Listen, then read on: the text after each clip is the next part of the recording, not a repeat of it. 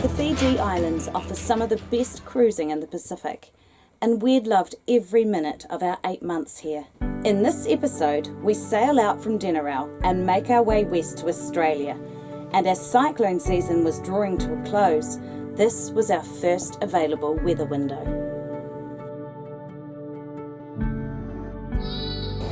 Now we're outside the outer reef in Fiji. We've got about 2,000 revs on the port engine. We were sailing for a bit. We got a couple of hours of that, but you know, we're just into wind now, so the sail's down. Except for the main, we'll just keep that hanging around up there for when we need it.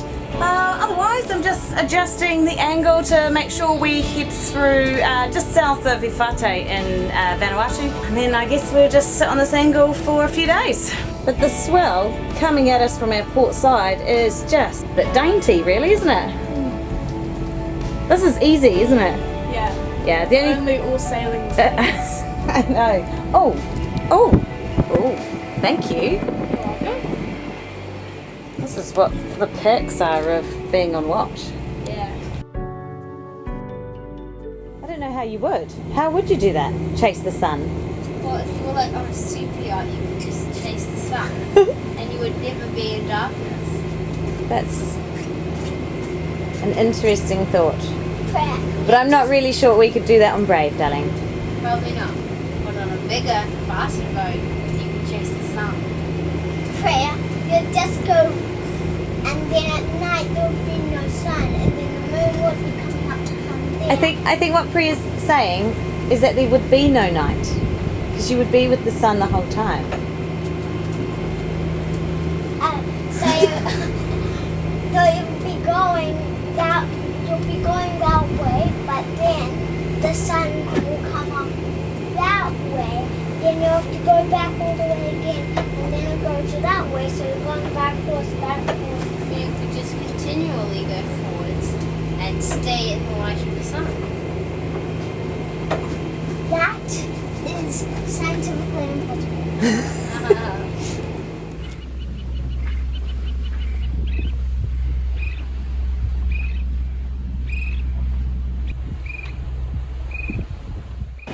So, one job that I've actually been putting off until we do this particular trip is making these little monkey fist keyring chains, is what they actually are.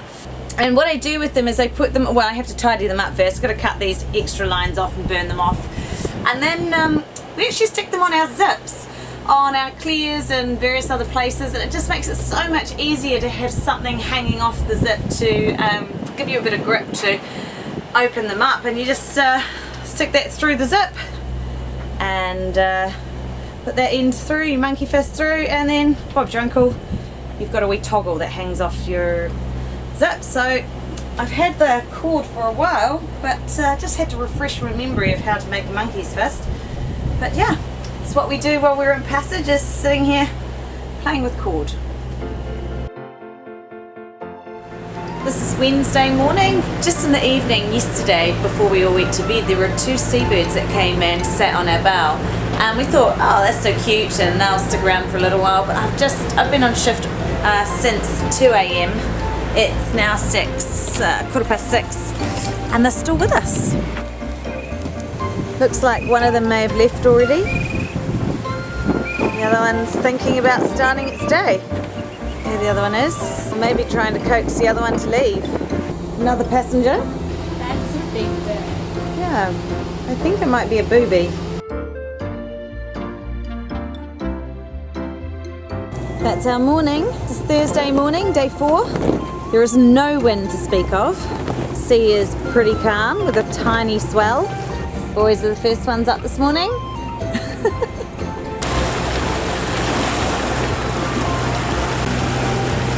So we've got 1150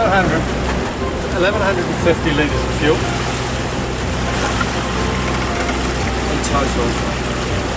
But of course we want to make sure that when we get there we've got at least 100 litres in each tank. Because I don't want to be going in the seaway or something like that and suddenly running out of fuel. No, but by the time you get in there, someone could come and bring you fuel. Yeah. So I'm not worried about that. Okay. You just need to get inside Moreton Bay and then someone will come and help.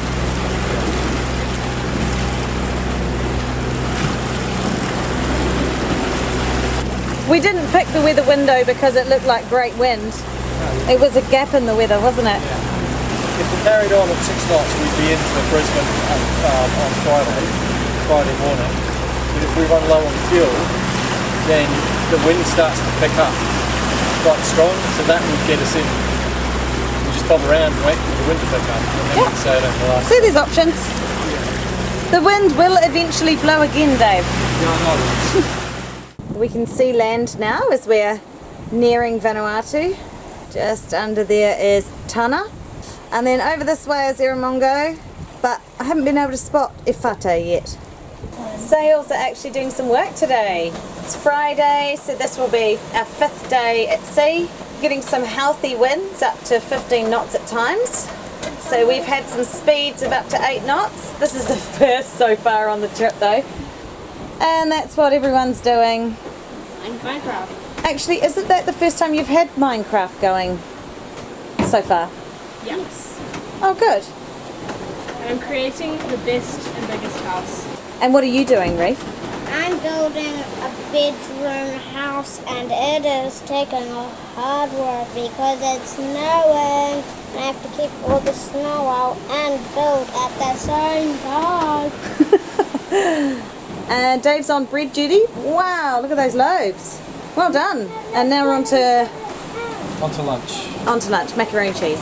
Priya had a bit of a leak in her bathroom last night. There was a bit of a storm that came past.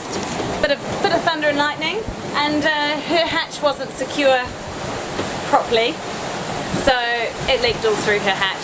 So she was up at midnight clearing out her bathroom, getting all the bags that we store in her room out, and so they're just hanging up to dry. Lesson learnt, Happy. I wasn't the one who said it.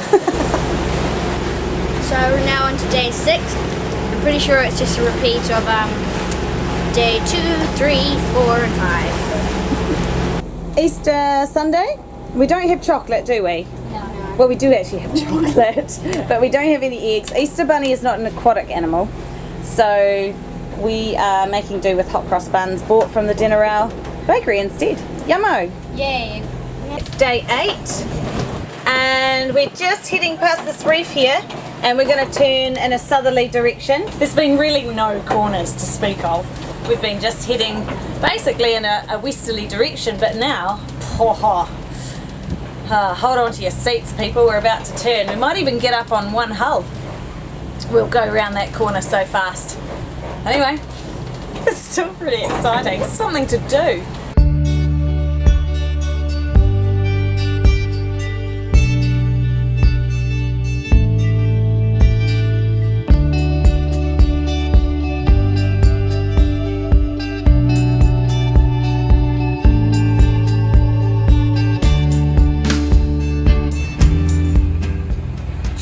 Reef is out that way.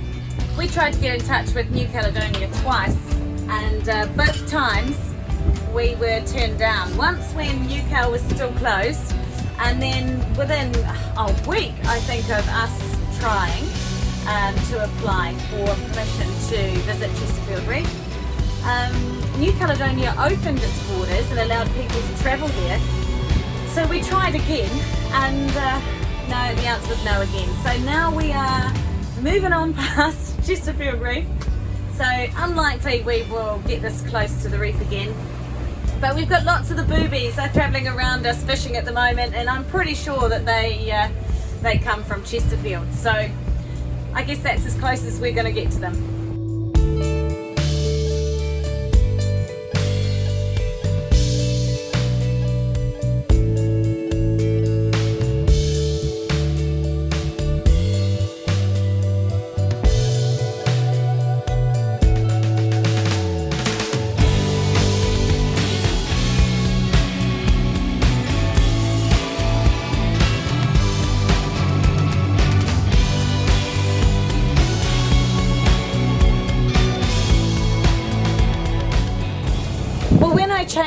shifts last night at 2 a.m. with Dave. He was recounting for me his excitement of his shift, and that was he was sitting up here in the flybridge reading his Kindle, and he said this dark thing just suddenly appeared beside him, and I immediately thought he was thinking of a bird had landed on the seat next to him. But it wasn't. It was a flying fish. He said it was the biggest flying fish he'd ever seen, and it flapped around beside him, gave him a heck of a fright. So anyway, he ended up grabbing his sailing gloves, picking it up and throwing it overboard. And to be honest, I kind of thought it was a bit of a tall tale. But now that the sun's up, I can see the carnage that happened on the flybridge. There just has ended up being scales all over the place. So I thought that was hilarious. But anyway, he went downstairs, I think probably in a bit of shock, and just about walked into another flying fish that must have flown through our side door and landed in our cockpit area. So he had quite an evening. Mine wasn't quite so entertaining, although we did have 15 boobies that roosted on the boat overnight. They've all left now, but the carnage they have left behind is revolting and super smelly. So at some stage, today I guess we've got to go and clean that up. Day 10, Priya's birthday. I think that the charts are running out on our chart plotter. It looks like we're about to fall off the side of the earth. So today is my birthday, and for my birthday I got lots of sewing materials. So like so much thread, some zippers.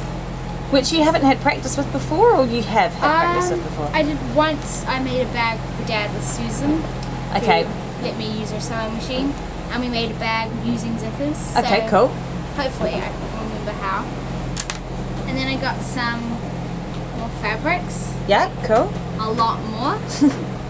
They look very Pacific. Yeah. Bruce the weatherman. A very happy birthday to Priya, a teenager. So a momentous occasion. Glad to know the weather was benign to let you enjoy the occasion. Oh my god. That's pretty cool, isn't it? Yeah. And then we have Maritime. Maritime who? Maritime Radio, which is the safety people in New Zealand who we submit our trip reports to every time. It says, "Hi Dave, all received, thank you, and a happy birthday to Priya." There we go.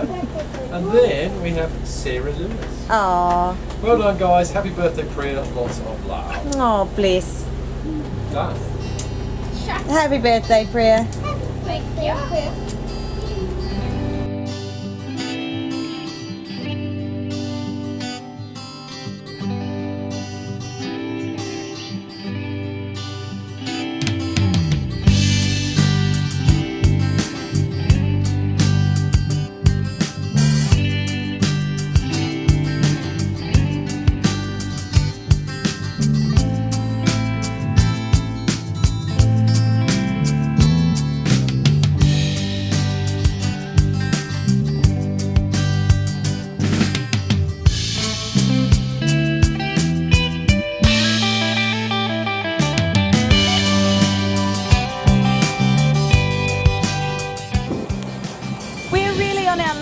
Stretch into Australia, and we've just had warnings from our weather router just to expect some squally showers and some yucky stuff just as we approach kind of the edge of the trade winds. Doesn't really feel like we've had any trade winds on this trip, but we've motored pretty much the whole way from Fiji to Australia, and we have managed to sail.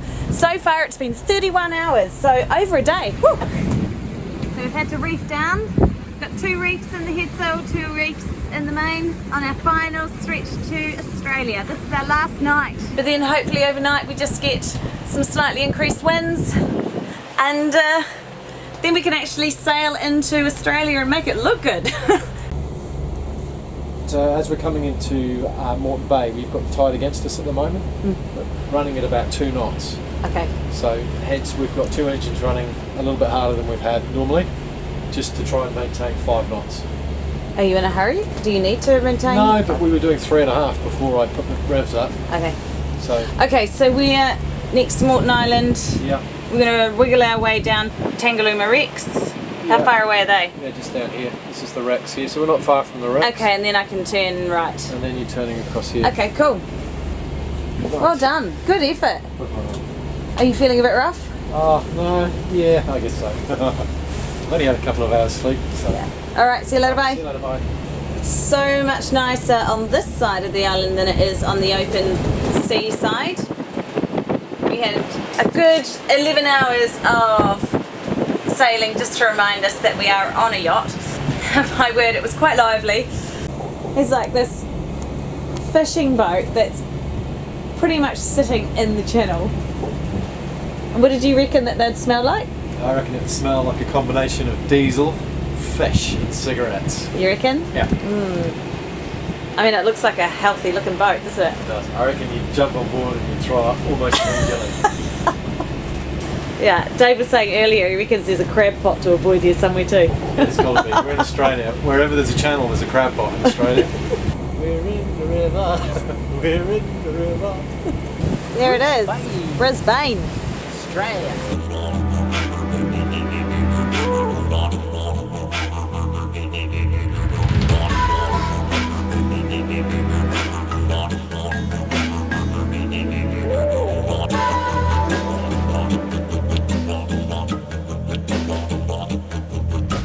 Join us next time as we honour Anzacs, haul out at boatworks and acclimatise to life in Australia.